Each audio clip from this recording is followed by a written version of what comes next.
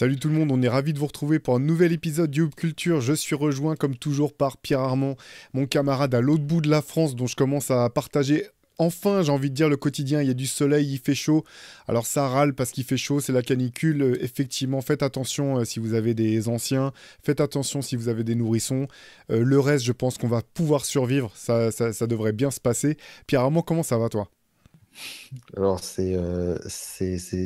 la réponse peut être soit le fameux, tu sais, tu choisis le truc qui t'énerve le plus. Le comme un lundi ou chaudement.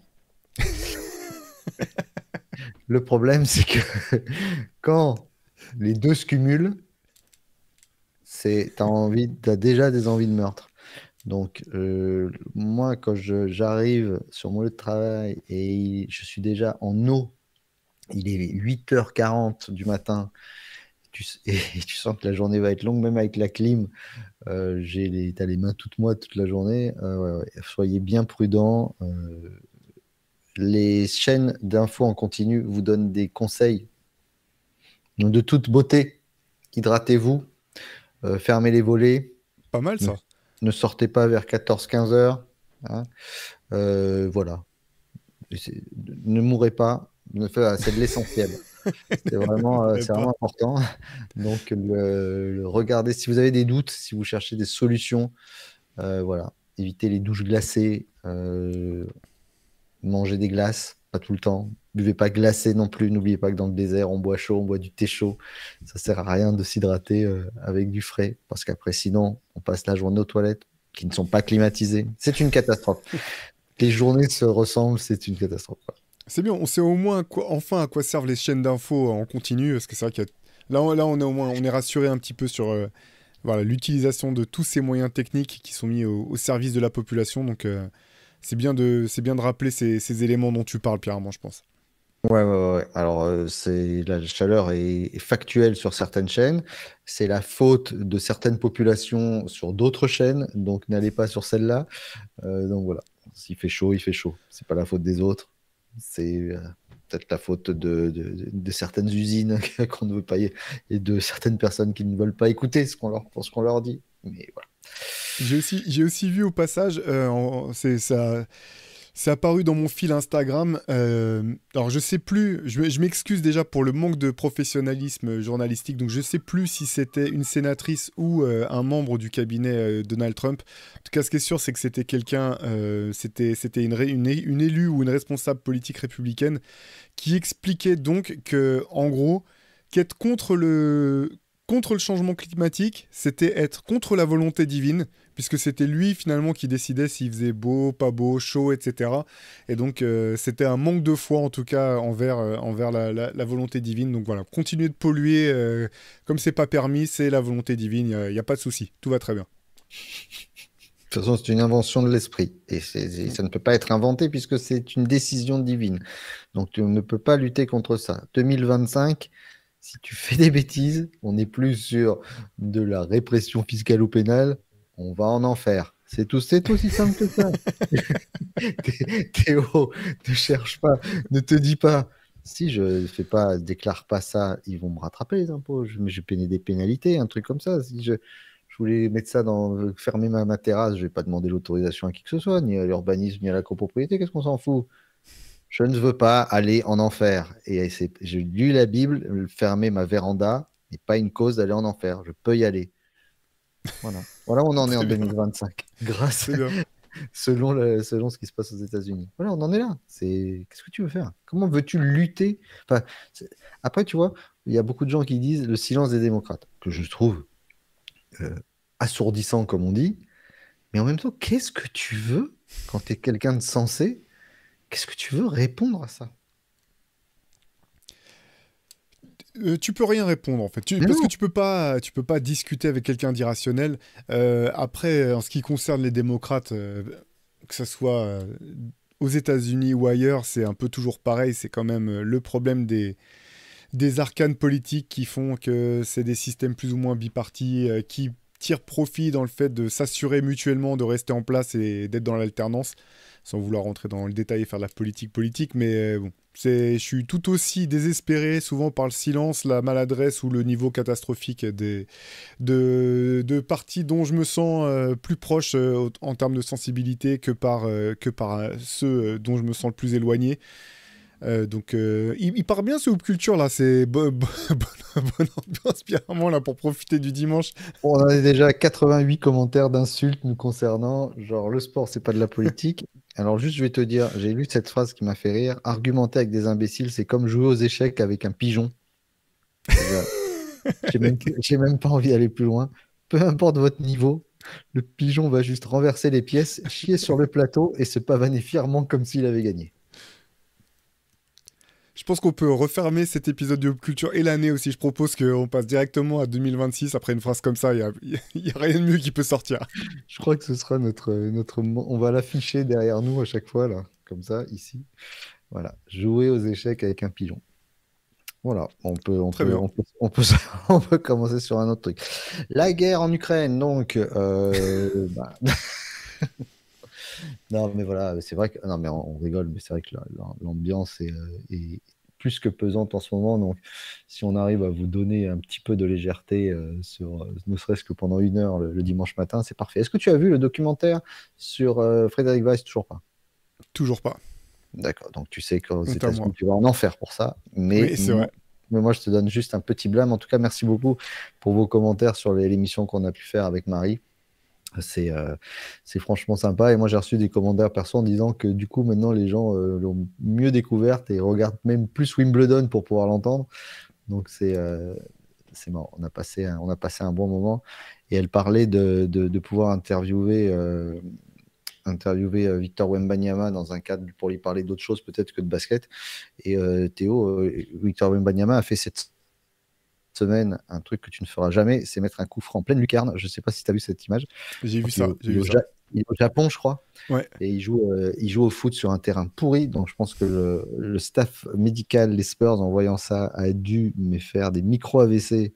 Tu sais, comme les gens dans les vidéos, dans les manèges où ils partent très très haut et tu vois le mec fait ah, et comme ça, et puis il s'évanouit et puis il se réveille en criant. Je pense que ça a dû faire ça.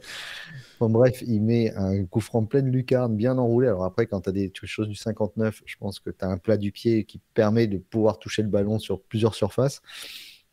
Donc voilà, donc c'était marrant de voir Victor toujours aussi enthousiaste et vraiment le créateur de contenu ultime, quoi. Le mec casse l'internet à chaque fois qu'il fait un truc. Moi, je veux un documentaire sur l'été de Victor Wembanyama parce que c'est quand même. J'ai rarement vu plus improbable comme. Tu sais, on dirait un petit peu comme. Tu sais, Bill Murray qui apparaît parfois dans des mariages auxquels il n'est pas du tout invité au milieu d'une fête d'anniversaire. T'as l'impression que c'est un petit peu ça. Victor, tu peux le croiser, tu vas descendre acheter ton pain, tu vas le trouver à la boulangerie. T'es là, Victor, toi, ce matin? Puis le lendemain, tu vas le voir effectivement en train de faire des moves de Shaolin du côté en Asie. C'est assez incroyable son été. Ah ouais, mais faites-nous un documentaire là-dessus. Alors, je sais pas quand est-ce que sort la nouvelle saison de Starting Five, là. J'ai vu qu'il commençait à le teaser un peu plus sérieusement, qui va être du coup une belle saison, puisqu'on va suivre Tyrese Haliburton à Paris et dans sa folle épopée. Et malheureusement, j'imagine qu'il y aura des images de la suite de son opération et de tout ce qui va avec. Mais ouais, j'ai hâte de voir ça. Je suis plus hypé par cette saison que par la précédente, je trouve. Tu te re-regardes pas des highlights, des passages sur la vie de Domantas Sabonis dans Starting Five? C'était pas ton. Bah non, parce qu'il n'y a pas de highlights en fait. En fait, j'ai l'impression de manger un yaourt sans sucre. C'est ça. Ou sans sel. Avec le sel, c'est dégueulasse, mais t'as une émotion. T'as une sensation. Mais bon, après on va pas en vouloir à Domantas Sabonis d'avoir une vie totalement normale, avec une vie de famille totalement normale, avoir un sourire totalement normal et de pas avoir des casseroles au cul, quoi. On va pas l'emmerder là-dessus. On en T'as rigole. raison, non mais voilà, je plaisante, mais c'est vrai que t'as raison, parce qu'en fait, on est tout le temps là à espérer, à se dire, ah, si les stars, que ce soit celles du sport ou celles du cinéma ou de la musique, on est tellement ravis de voir quand ils semblent normaux, les pieds sur terre, que là, du coup, je pense qu'il a poussé le délire un peu trop loin, finalement, Domantas, t'as l'impression que c'est juste, je sais pas, ton voisin du dessous qui part bosser tous les matins et qui revient le soir à qui t'as rien à dire de plus que bonjour, ça va, ou comment ça va aujourd'hui chaudement, comme tu disais tout à l'heure, et puis ça enchaîne. Non, mais ce qui est Mais terrible, bon. c'est que finalement, c'est des gars à qui on parle de leurs parents en permanence, surtout un gars comme lui. Donc, il fait sûrement ça pour se détacher un peu de cette image familiale. Et le moment le plus intéressant de sa vie, c'est les moments où on le voit avec son père. Non, c'est terrible, Ouais, c'est dur. C'est c'est dur. Je dur. pense que c'est. Bah, j'ai l'impression que c'était plus fun quand même d'aller faire la fête avec son père au même âge. D'après ce que j'ai cru comprendre, l'équipe de Lituanie notamment, c'était en compétition internationale, c'était assez costaud hein, ce qu'ils arrivaient à s'enquiller tout en étant performants sur le terrain. Qu'avec Domantas Sabonis, ça a pas l'air d'être la méga teuf, mais bon, c'est chacun, hein. Chacun son délire. Je suis pas le plus gros teufeur non plus, donc je sais même pas pourquoi je donne des conseils ou pourquoi j'ai mis un avis là-dessus, mais c'est vrai que je t'avoue que cette saison de Starting Five m'avait pas particulièrement passionné. Non, non. Mais bon, on le sentait dès le début. Après, moi, j'étais pas hypé par le truc sur les jeux et finalement, par Golden Court ou je sais plus.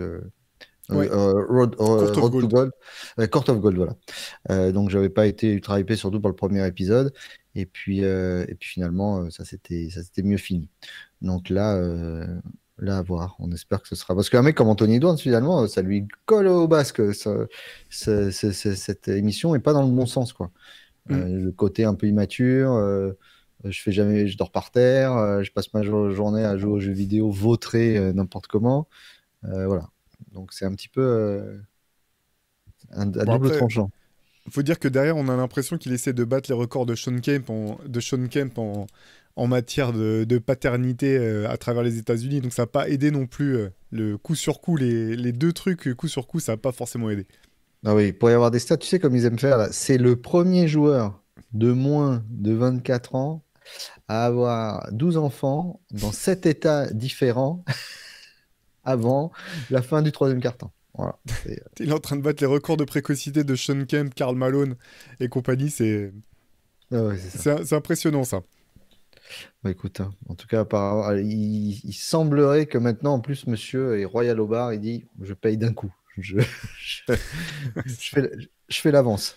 Les gars, je fais l'avance, on se reverra plus jamais. C'est horrible. Franchement, je me mets à la place des gamins qui vont grandir dans l'ombre de leur père, parce que malgré tout, c'est quelque chose qu'on leur rappellera, et avec ce genre de statistiques impitoyables et de commentaires qui vont sortir sur les réseaux sociaux. Anthony Edwards, il pense pas à ça, je pense. Mais il réfléchit pas trop à ça. Moi, j'ai vu autre chose sur les réseaux sociaux. Je t'ai vu visiblement assister à un concert qui avait l'air d'être quand même assez flamboyant, non? Alors, flamboyant, ouais, c'est un concert. Je suis allé voir IAM au Vélodrome, comme 55 000 personnes qui étaient là. C'était rafraîchissant dans le sens où, pour la première fois depuis très longtemps, j'étais dans la moyenne d'âge du public, voire même un peu plus jeune. Donc, avec un Marseillais derrière moi qui fait Eh ouais, c'est des vieux gars, pour des vieux gars, ça, c'est un truc de vieux gars pour des vieux gars. Des gars. Voilà. J'avais C'est l'impression. quoi cet entre-soi il y a- entre personnes âgées là, Pierre Ramon, ça va pas du tout ça. Non, mais c'est ça. Et en fait, oui, c'était une grande fête de ce hip-hop à l'ancienne, de gens qui venaient tout autant. Euh, C'était un événement éminemment marseillais, bien sûr, parce qu'Ayam venait faire la fête pour la première fois au Vélodrome. Et un petit peu comme l'avait fait, alors, c'est pas le même public, ça c'est vraiment deux générations différentes. Jul, donc c'est un truc auquel les Marseillais se sentaient partie prenante, et on avait l'impression que c'était leur soirée à eux, comme avec tes copains que tu suis depuis 35 ans, depuis les premières de la planète Mars, et même la cassette, la mixtape concept, etc. Donc c'était assez marrant de voir ça. 3h15 de concert, bon, ça on s'y attendait, parce que même quand ils jouent en salle, ils jouent souvent longtemps. IAM, très longtemps, il faisait très chaud. Il y avait un nombre d'invités assez incroyable, et plutôt cool, d'ailleurs. C'était marrant de revoir, par exemple. Alors, c'est assez drôle parce qu'il y avait quand même les Passy et Stomy Bugsy du ministère qui étaient là. Et en fait, là où il y a eu la plus grosse ovation, pratiquement, c'était pour Wallen. Ah oui? Ah, Et c'est ben ouais, marrant ça. Ouais. les gens étaient au taquet de voir Wallen, quoi, qui Ok. vient et qui pose sur un morceau. Alors, je la vois pas bouger, elle est toujours aussi talentueuse. Mais c'était marrant de voir les gens vraiment. Donc, c'est pour ça que je te dis, je pense qu'il y avait un vrai côté Madeleine de Proust de toute une époque. Euh, bon, bah forcément, en folie sur les morceaux de l'école du micro d'argent et de d'ombre et lumière. Voilà, c'était ultra cohérent. C'était plein d'émotions. C'est rare de voir Akash craquer sur scène, c'est-à-dire se mettre à pleurer à chaudes larmes quand il rend hommage à sa mère disparue un peu trop tôt. Et puis voilà, et puis on termine avec Demain c'est loin, comme souvent dans ces concerts. Et chaque couplet de Demain c'est loin est posé par un rappeur différent qui n'a pas forcément grand-chose, enfin, qui est dans la nébuleuse IAM, mais surtout qui a grandi aussi avec IAM, par exemple. Il y avait Big Flo et Oli qui arrivent, il y avait Alonso, il y avait Oxmo, il y avait Relo, il y avait Bouga, il y avait des gens de Marseille, il y avait des gens, il y avait Youssef Swat, le jeune rappeur qui avait gagné Nouvelle École récemment. Il y avait voilà, il y avait Kalash, il y avait de l'Algérino, il y avait Khaled qui était là, bon, lui qui a pas posé. Euh, Juste un petit mot pour Oxmo Puccino. Demain c'est loin, c'est quand même un des énormes classiques du rap français. Que tu connaisses pas tout le morceau par cœur, c'est une chose, mais on te demande de poser un couplet. Le mec arrive avec un papier et il rappe avec son papier en lisant le texte. Quand les autres arrivaient, alors parce qu'ils n'étaient pas tous sur scène, ils arrivaient au fur et à mesure, donc ils étaient en coulisses, ils attendaient que le mec termine et ça s'enchaînait, donc c'était assez impressionnant. Et, le, et donc à la fin arrive un jeune rappeur qui s'appelle JMKS, qui est le fils de d'Akhenaton. Et donc Akhenaton se lève, se pose face à son fils et termine là-dessus. Et ils se crient tous les deux Demain c'est loin. Et ils tombent dans les bras l'un de l'autre. Et ça finit comme ça le concert. C'était top. C'est beaucoup Ok, d'émotions. d'accord, j'avais pas compris. En fait, les invités faisaient enfin, ils rappelaient les paroles d'Akhenaton et de Shuriken, c'est ça, hein. Alors, ouais, Akhenaton revenait tous les. Tu sais, le morceau, c'est un morceau fleuve. Ouais. Hein, donc, tous les 10 couplets à peu près, pour en poser un. Et après, ça s'enchaînait. Et les mecs à monter Ok. sur scène. C'était pas forcément une espèce de retour de tous ceux qui avaient participé au concert avant, parce qu'il y avait beaucoup de gens Hmm. qui sont venus. Hein, il y a toute la Funky Family qui était là. Il y avait Cut Killer qui était là pour une démo de Scratch aussi. Passer un peu à travers, on va pas se mentir. Mais j'allais te poser la question parce que Ouais, c'est je passé sais à même. Alors, travers. ça fait longtemps que j'ai pas entendu Cut Killer, honnêtement, Ouais. mais qui a été très bon, qui a été excellent dans ses jeunes années, mais je sais même plus si ça se fait encore, en fait, même dans des concerts, des démos de Scratch, tu vois, ça fait des années que j'ai plus vu ça, quoi. Alors là, il y avait un. En fait, si tu veux, c'était par tableau et Ayam rend hommage aux danseurs, aux DJ Ok.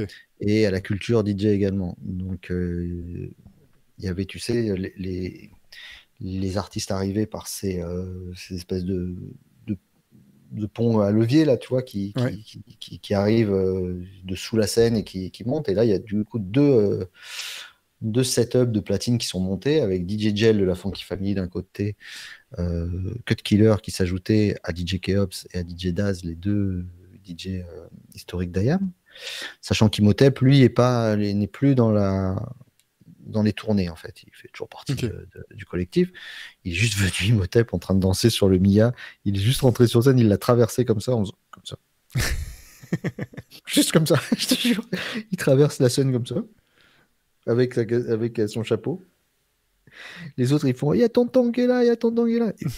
Il traverse comme ça, et il s'en va. C'est très, très Ok. drôle. Et, euh, et, le... et donc, il y avait DJ Gel, mais qui, bon, bah voilà, qui crabouille un cut killer, qui met tout à côté, quoi.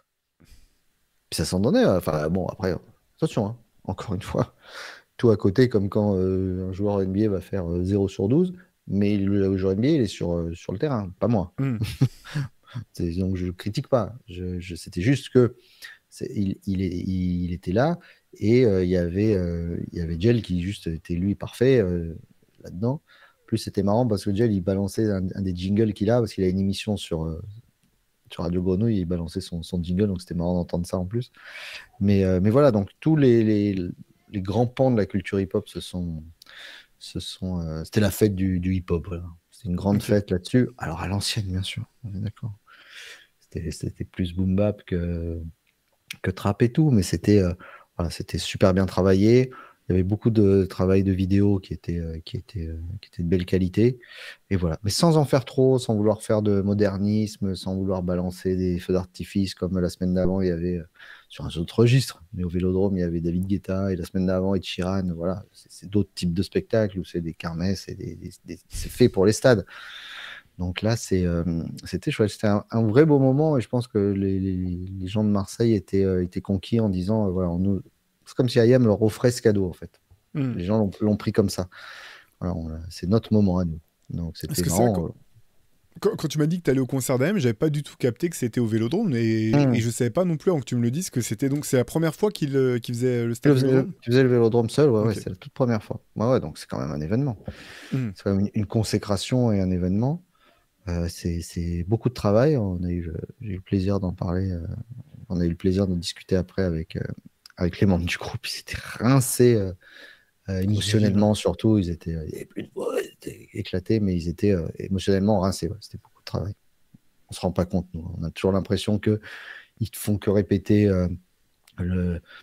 l'Empire, le côté obscur, et de te répéter pour la millième fois, et le Mia, et de répéter pour la millième fois les Bad Boys de Marseille ou le son pour les truands. Et tu te dis, mais ils sont pas marre de faire ça, mais ça reste un travail, même physique. C'est impressionnant. Tu les vois, les gars, ils sont fit. Hein. Ils sont bien. Hein. L'âge qu'ils ont, ils sont bien. Ouais, et puis de toute façon, c'est vrai qu'IAM, ça a toujours été très préparé, leurs concerts très, très carrés, très léchés. Ouais. Non, mais là, tu sentais étonné, que D'ailleurs, je serais curieux, alors je vais pas osé leur demander, mais je serais curieux de savoir, parce qu'ils disent, il y a plein de gars, ils étaient en tournée, en festival, ils sont venus juste pour faire leur couplet. Dans quelle mesure, quand IAM t'appelle en disant, bon, tu vas venir faire un couplet sur Demain c'est loin au stade Vélodrome pour nous, les mecs disent, attends, tu vas voir ça avec mon manager, hein, tu vas négocier le cachet. Tu vois, j'aimerais bien être dans les. J'aurais bien aimé voir faire un starting five sur le moment de ces négociations-là. Comment s'organise ce grand All-Star Game de rappeurs qui ont traversé le temps. Il y avait les Danny Dan, tous ces gars-là qui étaient là. Donc ça, c'est ça vraiment, c'est un large panel sur des années et des années. Et même Abdel Malik qui était là, je te dis, c'était pour poser un 16, quoi. Donc c'est très très rapide. Donc j'aurais bien aimé savoir comment tout ça se négocie. Est-ce qu'il y a des cachets? Oui, ou des cachets, oui, parce qu'il faut bien payer les gens, c'est normal. Est-ce que tout le monde dit, voilà, moi on prend tous 100 balles ou même pas, mais il n'y a pas moyen qu'on rate ça, tu vois. J'aimerais bien savoir ça. Aujourd'hui, en 2025, ou s'il y en a qui ont un peu un ego à dire, non, mais moi, si je viens faire ça, c'est normal. Ce qui serait normal aussi, hein. Je serais étonné quand même, c'est vrai que IAM, c'est comme un groupe qui a beaucoup marqué. Là, tu as l'occasion de monter, enfin de faire le stade Vélodrome. La plupart des gens qui sont montés avec IAM n'auront jamais l'occasion d'y remettre les pieds. Donc je pense que c'est quand même une invitation qui doit être impossible à refuser, quoi. Oui, dans ce cadre-là, surtout. Parce que bon, des concerts d'IAM, il y en aura encore, je pense, un paquet. Hein, mais c'est vrai que il y a des gens, ils étaient là, ils étaient au taquet, ça dansait dans tous les sens. C'était très festif. C'est très sympa. Vraiment bien. Cool ça, très bien. Ouais, bah, moi, ça fait longtemps que je les ai pas vus sur scène. Hein. Je les ai vus à plusieurs reprises, mais c'était il y a bien longtemps, mais c'était toujours très préparé. D'ailleurs, c'était forcément, il y avait la comparaison éternelle NTM IAM. C'est marrant parce que sur l'approche de la scène, c'était pas du tout pareil, quoi. IAM, c'est toujours extrêmement préparé. Alors, c'est pas pour dire que la NTM préparait pas les concerts, hein, c'était pas ça. Mais c'est vrai qu'à NTM, il y avait un côté plus spontané, je pense, dans leur manière. Plus animal. Voilà, exactement. Et c'était. NTM, c'est des bêtes de scène, honnêtement. Ils sont sur scène, c'est impressionnant. Mais c'était. Même là, tu voyais que c'était des approches complètement différentes de la musique, de leur pratique, quoi. Ouais, oui, non, mais c'est sûr. Et puis, il y a une restitution quand même NTM, tu t'écoutes un live NTM, ça n'a presque aucun intérêt. Si tu n'y as pas participé, ça ne va rien apporter musicalement parlant, parce qu'il y a Joey Star derrière qui est là en Energizer. C'est quelque chose qui doit se voir. Tandis que si tu écoutes un live d'IAM, tu sens que la maîtrise technique absolue, quoi. Hmm. Et sinon, dans les trucs qui m'ont marqué ce week-end, tu sais que je suis toujours à la recherche de mes 3 infos essentielles. Et j'en ai vu une qui m'a fait mourir de rire, surtout que ça a été un petit peu ton mantra, ce que tu as collé derrière ta voiture, tu sais, le sticker derrière, la défense fait gagner des titres. Je sais que tu l'avais mis derrière pour que le gars qui est en train de te klaxonner derrière, qui est à l'arrière, puisse voir ça sur ton pare-brise pendant que tu es en train de lui faire des gestes obscènes. Euh, Dans les deux finales 2024, est-ce que tu as eu cette stat? Les Dallas Mavericks ont, en cumulé, ont claqué 11 contre. Ils ont posé 11 D'accord. contre dans toute la finale NBA. Et, SGA en a mis 11 sur toute la finale de cette année. Tout seul. 11 contre sur tout. Je n'avais jamais fait gaffe. Il y a eu combien? Il y a eu 5 matchs. Ouais. C'est pas beaucoup, hein. Non, c'est non, c'est clair. Non, j'avais pas du tout vu cette Ouais, statistique. ouais, Ce qui est ouais. marrant, c'est qu'en plus Dallas c'était une très bonne équipe défensive quand ils vont en finale NBA. Mais non, non, j'avais pas vu cette stat. Pas vu cette stat. Après, celle de SGA est folle aussi, quoi. Franchement, les matchs là, je sais plus, il y a un match où il en met 4, je crois, je me Oui, rappelle plus oui, oui. déjà. C'est impressionnant, quoi. Ouais, ouais, c'est Mm. impressionnant, mais la stat m'a fait rire. Une autre stat qui, là, m'a pas fait rire, parce que je trouve qu'elle est complètement désaxée et honteuse vu le contexte mondial actuel, mais bon, tout le monde fait n'importe quoi et est fou, ça. Euh, Victor Wembanyama, Giannis Antetokounmpo, LeBron James, Nikola Jokic et Steph Curry vont gagner 234,9 millions de dollars, d'accord, la saison prochaine, en cumulé. Est-ce que tu sais combien Cristiano Ronaldo va gagner la saison prochaine tout seul?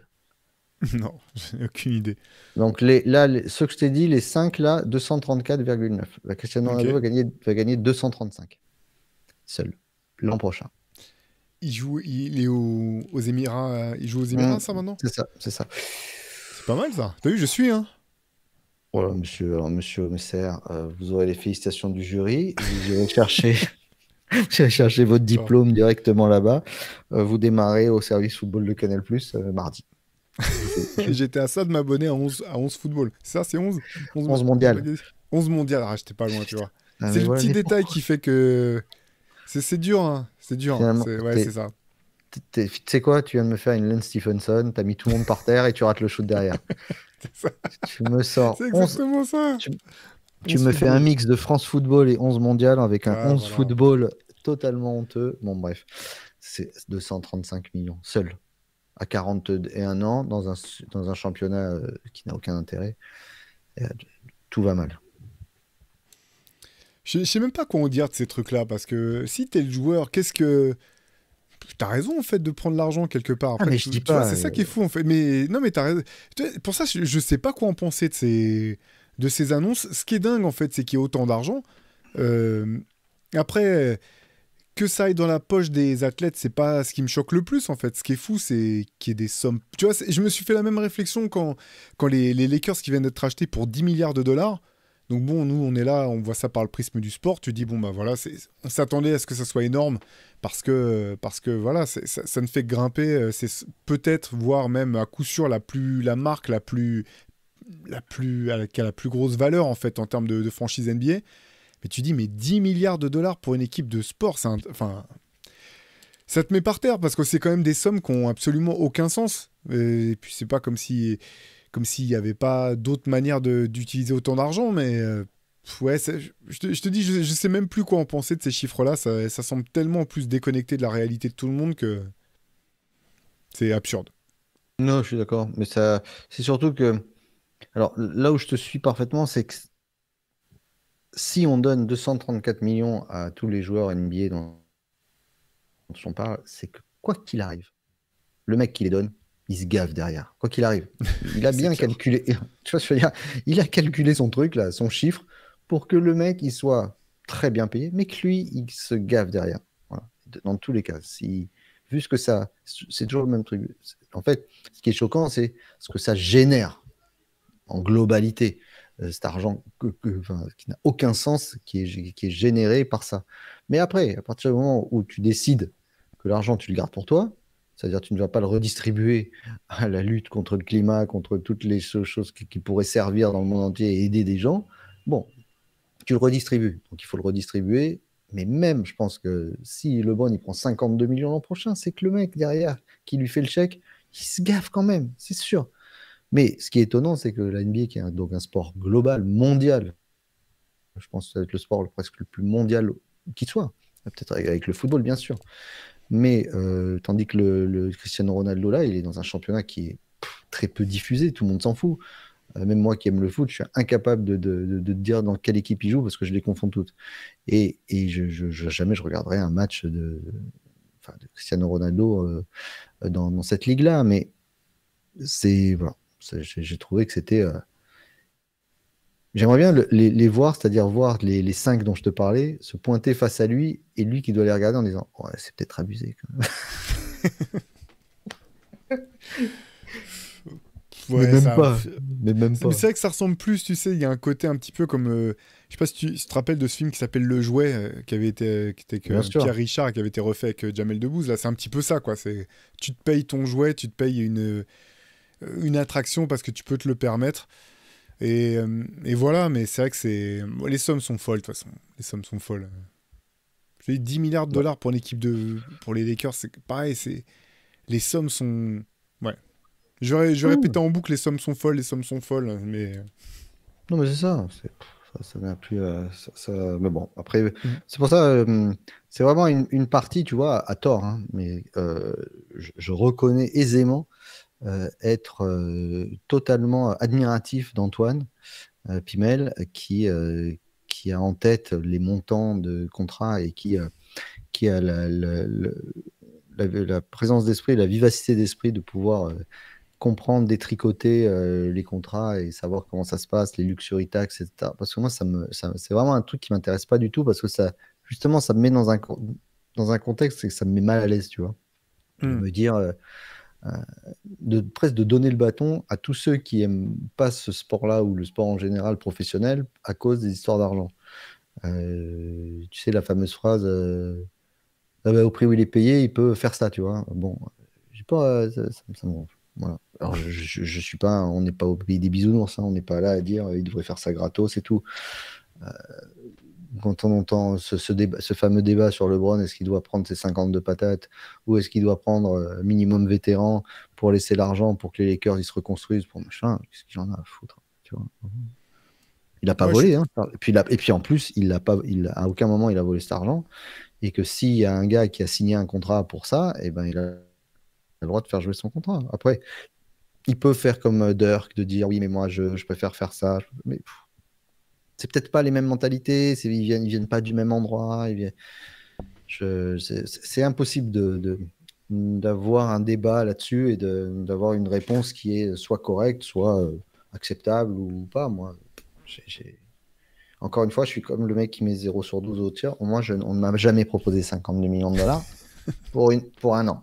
Donc, si on me les proposait, je dirais pas, ouais, mais non, parce que il faut que j'en donne à Théo, parce que tu vois, Théo, il voulait s'acheter une édition particulière d'album des Beatnuts, et ça me fait jamais de la vie, tu m'entends? Jamais. Ah, mais non, je te comprends. Mais t'as raison, c'est pas comme si les Lakers c'était une association caritative non plus, donc Bien c'est sûr. du business. La question pour LeBron, c'est pas tant sur l'argent, c'est que ça m'interroge, c'est plus sur ce que ça va donner avec Los Angeles, c'est où est-ce qu'ils Oui. en sont de leur collaboration, c'est plus ça en fait. Et l'idée, de toute façon, c'est pas non plus comme si LeBron allait signer au minimum.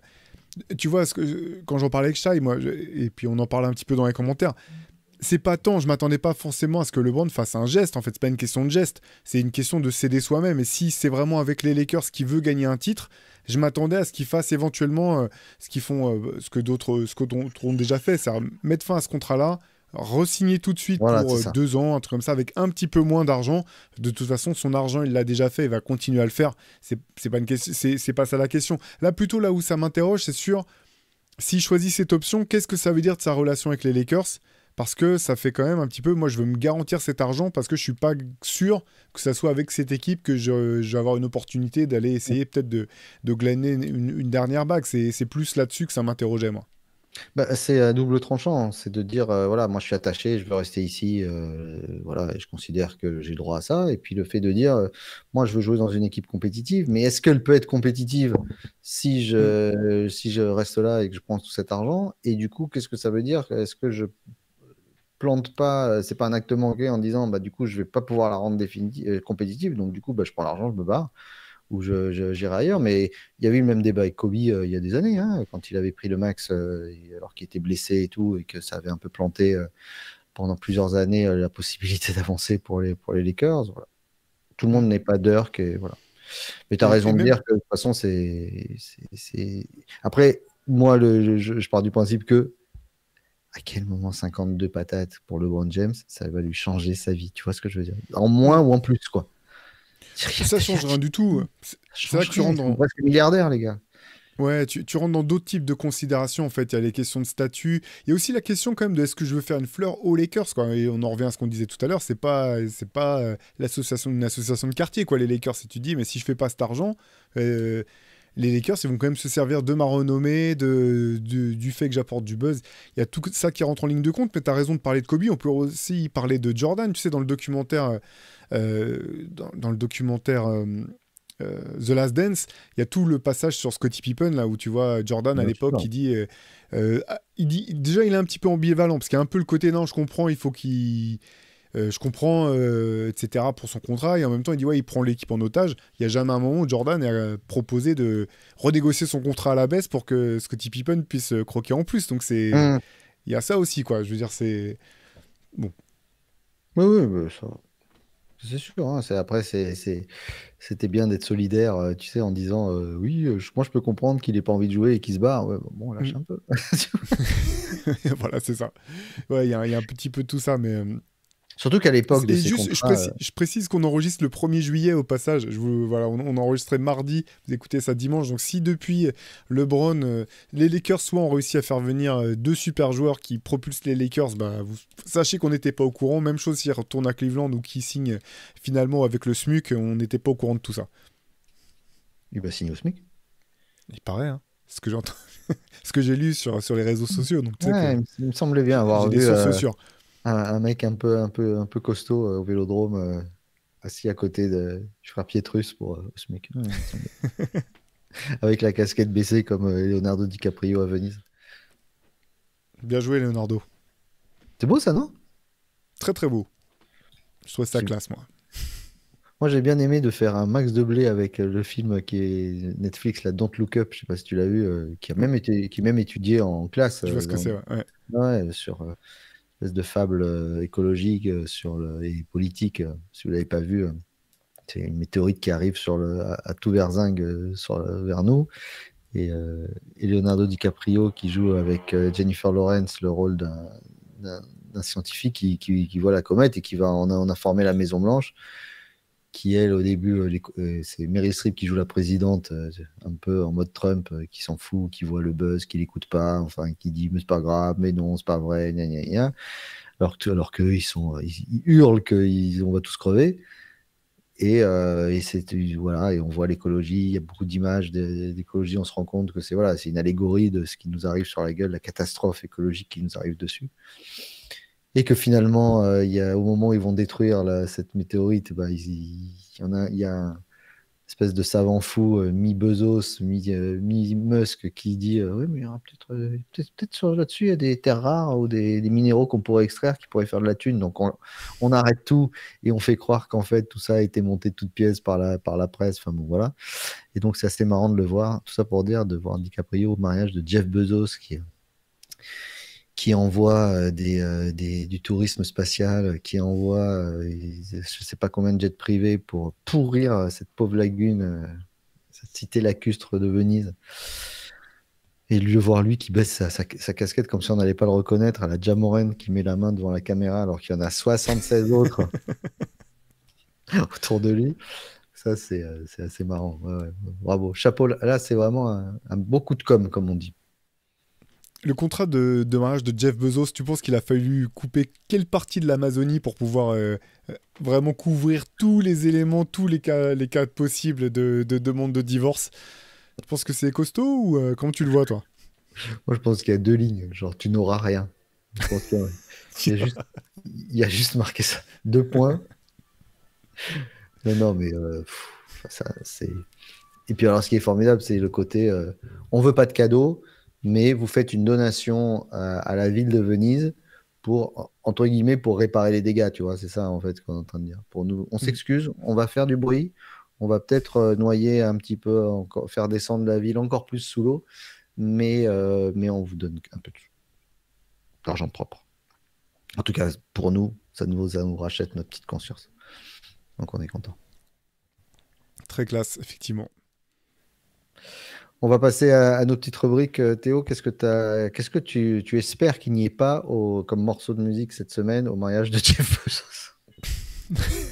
Alors, je pense que là, il y a vraiment zéro chance qu'il y ait ce morceau qui joue pour faire danser les grands-parents sur la piste de danse.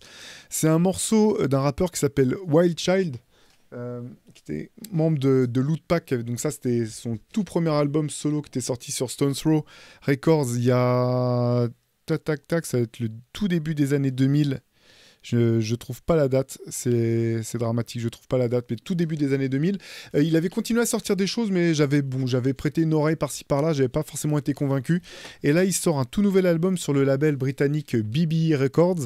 Et il y a un premier single qui est sorti de ce nouvel album. Le morceau s'appelle, bien sûr, j'ai complètement oublié le nom du morceau. Je vais le retrouver instantanément. C'est ça qu'on n'est pas prêt.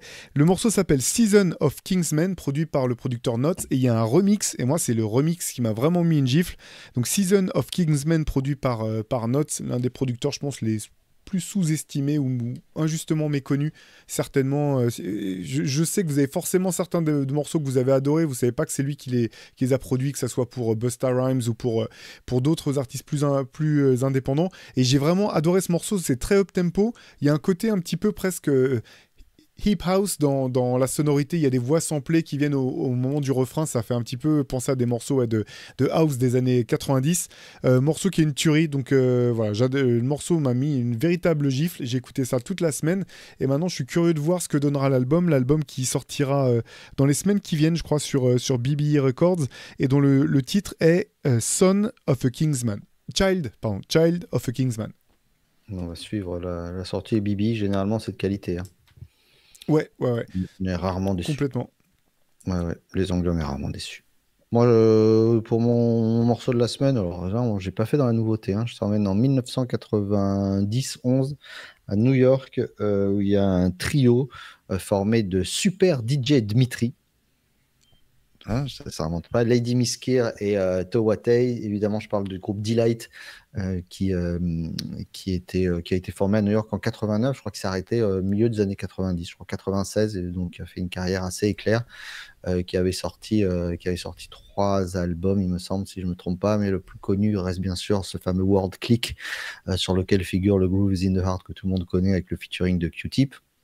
Mais moi, c'est un morceau qui est dans ce disque qui s'appelle Good Beat, où on en a besoin de bonnes vibrations en ce moment, comme je vous le disais tout à l'heure. Et ce morceau, voilà, mi-house, mi-funk, mi-p-funk, mi-tout et mi-tout ce qu'on adore, vraiment me régale. C'est un morceau qui m'a toujours accompagné, sachant que il y a un de ces morceaux qui est de cet album, qui est le générique de mon émission de radio, Daytime, sur Radio Grenouille depuis bientôt 18 saisons.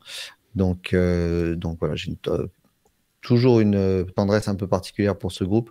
Et je suis donc retombé sur ce morceau en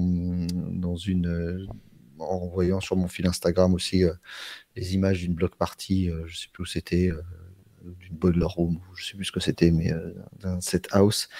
Et j'étais content de voir qu'on jouait encore ce morceau, Good Beat, que j'ai poncé moi pendant des années en soirée. Et voilà, donc à réécouter avec grand plaisir. Delight, extrait de Board Click. Oui, c'est cool. Moi, je crois que je connais que le morceau avec Q-Tip en fait de Delight. Je Ouais, connais pas du tout les albums ni rien. ouais, c'est très, bon, c'est assez électro, c'est intéressant, hein. Ça synthétise vraiment l'époque, quoi.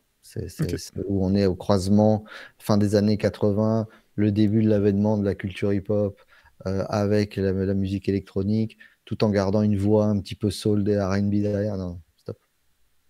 Ils ont tout compris. Est-ce que tu avais un coup de cœur en dehors de ton track of the week?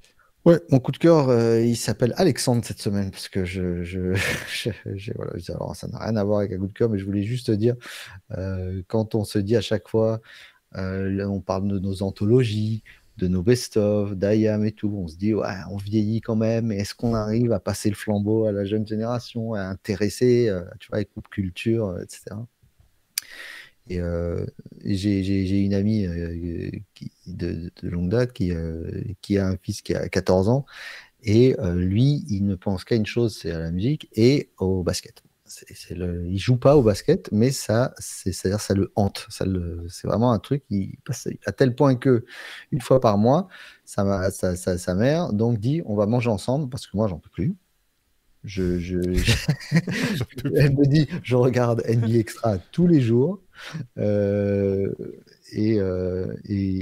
alors maintenant, elle commence à connaître les noms tu vois, mais elle regarde ça comme un feuilleton, comme on disait avec Marie la semaine dernière, comme les feux de l'amour. Et elle me dit, et donc moi, je vois ce jeune Alexandre qui a 14 ans, qui est en quatrième, il me fascine. Il me fascine. Alors, Pourquoi? Parce qu'il est à fond, il est alors, passionné à fond, ça? il m'a éclaté 2 matchs des finales en me les spoilant à 7 h du matin parce qu'il s'était levé pendant la nuit. Dur, tellement dur. Mais c'est pas genre, il m'envoie pas genre des messages style ah, trop bien pour OKC. Non, non, il m'envoie incroyable la défense de Caruso pendant 3 quarts temps sur un tel, tu vois. D'accord, Voilà, donc c'est c'est précis, le quoi. genre de truc. Voilà. Et l'autre jour, on mange ensemble et je lui pose je sais pas pourquoi, je vois un mec qui arrive et, euh, et il avait je sais plus, il y avait un double zéro quelque part et je lui dis tiens, un double zéro en NBA. Il me dit actuel ou all-time? Et quand à 14 ans, tu me poses la question actuel ou all-time, je suis à 2 doigts de t'adopter. T'as compris? C'est vrai que c'est beau, ça. Donc tout ça pour te dire au jeu des plaques d'immatriculation, lui, il cherche les numéros, il cherche des joueurs, tu vois, il fait sa culture comme ça, tu vois, il cherche comme un fou, il est tout, Ah, c'est un dingue, ça. étudiant. Et tu te dis que finalement, bah, la nouvelle génération, elle n'est pas forcément que sur des highlights et tout, mais que, tu vois, il lit tous les MOOC, Alexandre, donc on embrasse bien fort. Il regarde les Hoop Culture, il regarde tous ces trucs-là parce qu'il a envie de comprendre les fondations comme toi, Théo, tu faisais quand tu écoutais du hip-hop et tu lisais derrière pour comprendre les racines de ce qui te faisait tant plaisir. Donc voilà, ça faisait plaisir de voir ça. Et je le mets en parallèle avec Ayam, où évidemment, quand tu étais à ce concert, tu voyais bah, les parents et puis avec leurs ados qui étaient là parce qu'ils Hmm. avaient écouté ça, ils ont dû écouter ça en vacances toute leur jeunesse. Donc voilà, cette transmission-là, elle était parfaite. Et quand on se dit, parfois, c'est vrai, on est un peu découragé quand on est dans les médias en se disant, bah, quoi bon, est-ce qu'il y a vraiment des gens qui nous écoutent ou qui, euh, qui kiffent comme nous ces choses-là et qui vont chercher plus loin, bah, tu vois, ouais, ça arrive. Et ça arrive beaucoup plus que ce qu'on pense. Et en plus, ce qui est encore mieux, c'est avec un gamin qui ne joue pas au basket, donc qui est juste fasciné par, euh, par l'histoire que ça peut raconter. Donc c'est génial. Bah, bravo, Alexandre, et chapeau pour les numéros. C'est un des trucs, tu vois, sur lequel j'ai plus la vivacité d'esprit sur les numéros des joueurs. Alors que plus jeune, tu vois, je pouvais te sortir les numéros de mes joueurs préférés. Là, j'ai vraiment raté. Quand tu m'as dit double zéro, là, c'est quoi le premier joueur auquel tu Non, penses quand on non, te dit double zéro? c'était un 50. En fait, c'était pas double Ah, zéro, c'est un c'était 50, 50. ok. Ah, C'était 50, ok. 50. Et du D'accord. coup, c'est là où je lui disais actuel ou all-time. Alors, actuel, je Ah, parlais d'accord. d'Aaron Gordon qui l'avait porté, je crois, quand il est arrivé à Denver avant de changer C'est possible, ouais. pour prendre le Oui, pour son numéro de son frère, ouais. frère. Son frère. Euh, et all-time, ouais, donc all-time, je lui disais, ben, il y a David Robinson. Il me fait, ah, mais Hmm. oui, David Robinson. Ah, mais oui, évidemment. Il gagne son titre avec Duncan. Ok. Ah, c'est beau. Non, parce que quand tu m'as dit Ah, ouais, c'est double beau. zéro, moi j'ai pensé à Kevin Duckworth. Je crois que c'était ça, hein, son numéro avec Portland. Ouais, À ouais. vérifier. Mais ouais, c'est là que je me fais la réflexion que je serais plus bon du tout à ce jeu-là, tu vois, de sortir des joueurs actuels avec. Si tu me donnais juste le numéro, je serais assez vite perdu, je pense. Ouais, puis surtout, la malédiction du zéro tout court, là, est incroyable. Ouais. Sauf je sais pas si t'as vu quand même, les Pelicans, j'ai pas compris trop ce qu'ils ont fait le Incroyable, soir de la draft. Par contre, incroyable. effectivement, le maillot de Fears, avec marqué Zero Fears, ça tue. Ça, franchement, ça tue. Ah ouais, et puis en plus le maillot est sympa, et puis tu sais, il le montre comme ça, bien Ouais, fièrement. Celui-là avec Connect Four ouais. et Cloud9 pour je crois qu'il joue à Chicago, la joueuse de Chicago. Voilà. Connect Four, c'était quand même pas mal. Ouais, ouais, mais Zero Fears, je pense Zero qu'avec Fear, c'est eh, classos. avec le numéro 47 d'Andrei Kirilenko, là, c'était ces deux plus belles combinaisons. Ouais, ouais, AK-47 et Zero Fears, là, c'est vraiment très beau, quoi. ouais, c'était non, non, non, excellente idée, vraiment bien. Bon, espérons que ça ne portera pas malheur, mais voilà, il y a quand même des zéros mythiques qui nous ont fait plaisir, qui nous font toujours plaisir. Moi, côté coup de cœur, alors je viens de le recevoir, donc je ne l'ai pas lu du tout, mais c'est le tout dernier numéro de Wax Poetics avec Little Louis Vega d'un côté et big up à mon gars Romain. Mob Deep de l'autre côté, la couverture est magnifique. Il y a plein de belles photos encore, des articles vraiment intéressants. Little Louis Vegas, je sais pas si les gens le connaissent, c'est la moitié du groupe Masters at Work. Donc c'est musique électronique des années 80, mais pas uniquement électronique, avec pas mal de mélanges aussi, Musique latine. soul ou salsa, voilà, musique latine et musique électronique. Comme toujours, la maquette est très belle, plein de photos, des pochettes de disques, des articles, des interviews. Je vais me plonger, j'ai hâte d'être en vacances pour pouvoir me plonger dans toutes mes lectures en retard, à commencer par celle de Wax Poetics. Ouais, super bien. Si vous connaissez pas le travail de Louis Vega, il a fait des albums solo, mais il y avait une compilation qui était sortie sur le label Defected, un label de house music, par une triple compilation de Masters at Work, avec 2 CD mixés et un CD non mixé. Allez écouter ça, parce que c'est tellement déjà bien mixé, les remixes sont magnifiques, et c'est vraiment un pan de la musique électronique. Moi, j'adore, en tout cas, très soulful. Tu me fais une soirée Masters at Work, je suis debout de A à Z. Ouais, et puis ils peuvent t'emmener vraiment ce que tu disais dans Ah tous ouais. les univers. C'est ça qui est la diversité de ce qu'ils ont été capables de faire et ce qu'ils continuent de faire d'ailleurs en soirée. Je les ai jamais vus, moi. T'as déjà eu l'occasion de les voir mixer en Ouais, live? j'avais vu Ouais. Louis Vega, ouais. Ok. Ah bah ouais, c'est formidable. Alors après, c'est vrai qu'eux, en plus, ils ont un logo reconnaissable entre mille, MAW avec leur chapeau.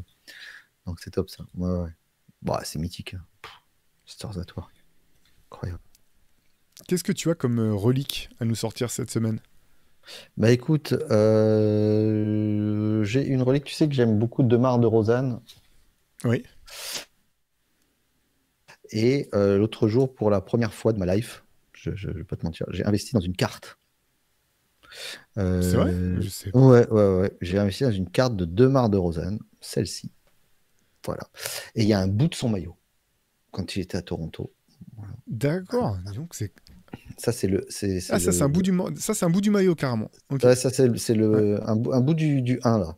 Tu vois? Ouais. Voilà.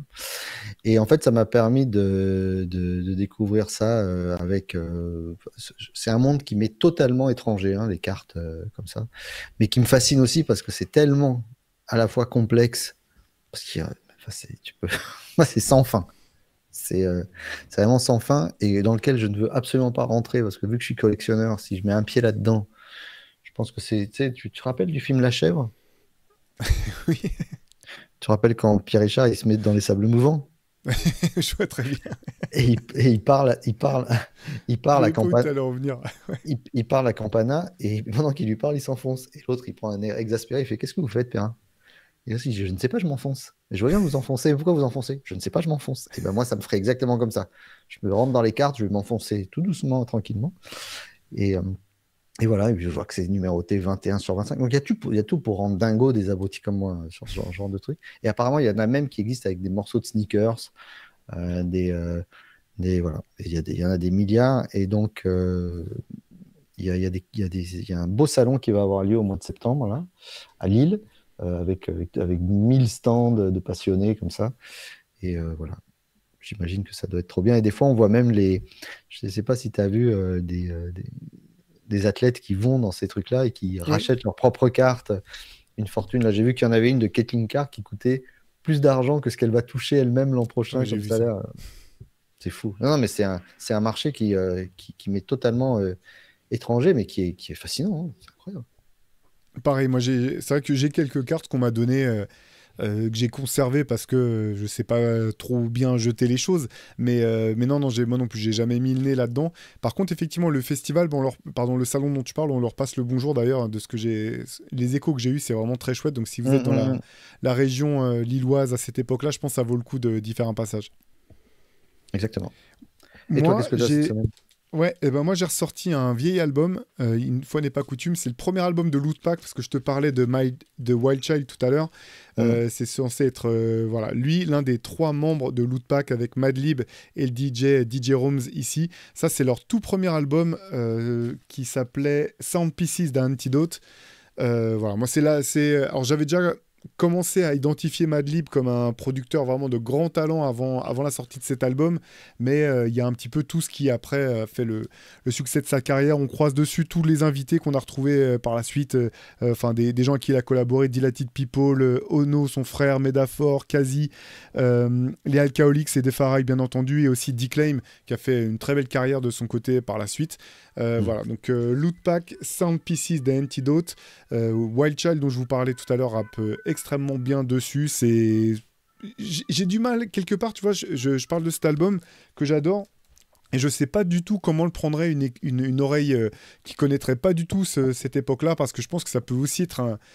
Peut-être que c'est daté, tu vois, je saurais pas te dire si finalement c'est daté et enfermé dans une espèce de capsule ou si c'est intemporel. En tout cas, moi, c'est un album que j'ai vraiment adoré. Il nous paraît facile d'accès avant, je suis pas sûr qu'il le soit tout autant Hmm, aujourd'hui. c'est vrai. Alors que, parce qu'on avait l'habitude d'entendre ces producteurs comme Adlib ou des gens, moi, des rappeurs barrés, j'en ai vu, mais Declaim, j'ai rencontré, lui, il est vraiment frappadingue, hein. Vraiment spécial. Il était Pas que dans avec sa musique. Georgiana. Ah ouais, bah, Ouais, alors je sais, ils étaient ensemble, ça, j'imagine. je sais pas ce qui te fait se passer chez eux, mais ça devait, je sais pas s'ils devaient fumer la journée, ou trucs comme ça, mais ça devait être complètement dingue. Georgia Muldrow, je l'ai interviewée pendant qu'elle faisait sa vaisselle. Je me rappelais qu'il y avait une anecdote folle autour d'elle, mais je sais plus, je me rappelais plus que c'était ça. Je suis en direct à la radio, elle me répond et elle fait sa vaisselle en même temps, avec le bruit enfin, Hmm. incroyable. Bref, pour te dire le genre. Mais oui, je vois exactement ce que tu veux dire. Et c'est pas facile. Bon, il y a des disques genre Quasimoto, par exemple, des trucs comme ça, qui étaient déjà un peu barrés Ouais. et qui aujourd'hui le sont tout autant. Mais celui-là, ouais, je vois ce que tu veux dire. Mais c'est un petit peu la question des fois que je me pose quand tu écoutes le Electric Circus de Common. Où à l'époque, c'était très. T'étais un peu désarçonné, tu comprenais pas trop Complètement, ouais. où il voulait en venir. Et aujourd'hui, je l'ai réécouté et finalement, ça va, tu vois. Hmm. C'est pas si. C'était pas si incroyable que la première impression que j'en avais eu comme Kamal The Abstract, tu vois, l'album de Q-Tip, Ouais, qui aujourd'hui, pareil, est beaucoup plus audible. Mais Lootpack, je vois ce que tu veux dire, mais c'est un super disque. ouais, carrément. Non, mais c'est vrai que ça part dans tous les sens. Mais tu vois, pour Georgia Anne Muldrow, c'est marrant parce que quand son tout premier disque était sorti, j'avais adoré. J'avais essayé, je bossais encore pas mal pour de la presse musicale. J'avais essayé de caler une interview et souvent, c'était pas très compliqué avec des artistes indépendants comme ça. Ils étaient friands de presse et en fait, ça n'avait pas pu se faire. Quand on m'a dit non, ça Mhm. n'intéressait pas de répondre à des interviews. J'avais été très surpris. À l'époque, je l'avais pas mal pris, hein, mais j'avais été étonné parce que souvent, quelque part, ce type d'artiste, c'était. Enfin, leur maison de disques se jetait sur l'opportunité de pouvoir leur faire un peu de presse parce qu'il y avait peu de place pour eux dans les médias. Mais elle et Declaim, en tout cas, ils sont, voilà, c'est des gens, parfois, tu sais, les gens talentueux ont les défauts de leur qualité. Les deux sont extrêmement talentueux, quoi. Ouais, ouais, mais tu sais jamais si c'est un personnage qui se donne et C'est vrai. qui joue jusqu'à qui tire jusqu'au bout du bout pour voir ce qu'ils sont capables, jusqu'où ils sont capables d'aller, tu vois. Hmm. Ou s'ils sont réellement comme ça. Donc, voilà. Bon, bah, Théo, voilà, on s'est fait cette petite émission, tranquillou. Juste, on a quand même oublié de vous dire une information, parce que Théo, il s'est bien emmerdé quand même cette semaine pour vous faire plaisir. Et ben, on a une belle playlist Pop Culture maintenant sur les plateformes. Donc, tout ce dont on vous parle, tous les morceaux qu'on vous pitch chaque semaine, si vous n'avez pas eu le temps de les chercher, si vous n'avez pas eu le temps de les noter parce que bah, vous êtes en train d'écouter ça en courant, en faisant vos courses ou que vous avez tout simplement pas eu la possibilité ou le temps de les écouter. Mais on vous a tout compilé, comme ça vous ne pourrez pas dire que vous ne saviez pas et vous pouvez pas. Et ce serait intéressant d'avoir votre avis d'ailleurs pour nous dire ce que vous avez plus aimé que d'autres. C'est pas un concours entre Théo et moi, parce que je crois pas que Théo ait marqué ça, c'était mon choix, ça, c'était le sien. Donc tout est mélangé, bien sûr. Mais on est quand même remonté sur les 81 épisodes de Culture. Donc merci Théo déjà de t'être lancé dans cette magnifique aventure de playlist qu'on va mettre à jour donc chaque semaine maintenant. Donc voilà. Donc elle est disponible où cette playlist, Théo?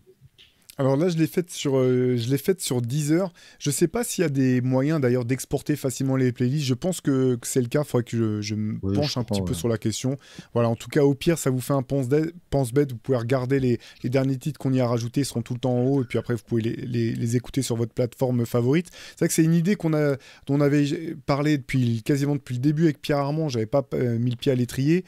Il y a, je m'excuse, j'ai oublié le nom, mais un de nos auditeurs qui m'avait redit voilà, que ce serait une bonne idée de le faire. Donc ça y est, je me suis fait violence, comme tu disais, j'aurais dû y penser plutôt après le deuxième épisode plutôt qu'après le 81e épisode pour remonter un petit peu. Et je me suis rendu compte, là je crois qu'il y a plus de 10 heures d'écoute, un truc comme ça, Bien hein. sûr. Donc on a fait Ouais. pas mal de conseils. Mais comme disait Pierre Armand, n'hésitez pas à nous dire s'il y a des choses qui vous plaisent moins. On est toujours... parfois on est un peu dans notre petite bulle, soit individuelle, soit tous les deux. C'est dur, comme pour le loot pack là, dont je parlais à l'instant, tu vois, je sais pas du tout comment ça serait perçu par des gens qui découvriraient l'album aujourd'hui. Donc on est toujours friand de vos retours. Ouais, et puis surtout, vous écoutez Hop Culture quand vous allez chercher votre poulet et quand vous le préparez, et ben, quand vous le dégustez, vous mettez la playlist Hop Culture qui vous amène toute l'après-midi en espérant que vous trouviez un petit coin d'air frais et un petit coin d'ombre avec un bouquin qu'on vous a conseillé aussi, avec on vous fera une page sur le site de Basket Session pour l'été. Il y a quand vous rentrez à la fac ou l'année suivante à l'école, vous avez les recommandations, les conseils de lecture. On vous fera ça, une petite playlist, des titres à écouter. Bon, là, vous en avez plein, mais des choses à lire ou à découvrir, des choses à regarder éventuellement. Donc, on va vous faire votre petit programme estival. Ouais, exactement. Et j'en profite exceptionnellement. On se retrouvera pas la semaine prochaine. Il n'y aura pas d'épisode de culture la semaine prochaine, mais on n'est pas encore parti en vacances. On fera encore au moins une ou deux émissions avant de faire un petit break estival.